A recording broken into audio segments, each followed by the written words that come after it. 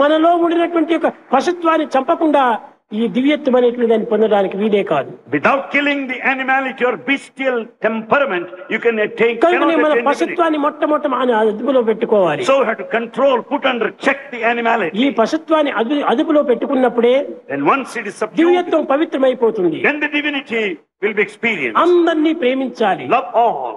కానీ ఈ ప్రేమ విశాలమైనది లేదు. But that love don't have. సంకుచితమైన ప్రేమగా ఉంటుండాలి. It is quite narrow existing అందువల్లే today. మానవుడు పశువుగా మారిపోతున్నాడు. So man has become animal today.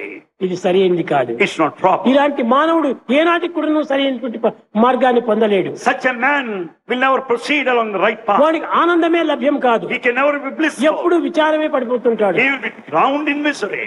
ఆనందం అనేటువంటిది ఎప్పుడు విశాలమైన భావం పెట్టుకుంటామో అప్పుడే మనకు ఆనందం. The more and more you are broad-minded, you can experience ప్రేమను bliss. అభివృద్ధి పరిచే కొలది ఆనందం కూడా మనకు పెరిగిపోతుంది. As you increase the love, you can have increased ద్వేషం bliss. పెంచుకోకది మనకు అనిత్యమే అశాస్త్రమే కలుగుతుంది. When the hatred is rampant, you will be in misery. ప్రేమ స్వరూపులారా, Embodiments of love. ముఖ్యంగా మీరు గుర్తించవలసినటువంటిది దైవం ప్రేమ స్వరూపుడు.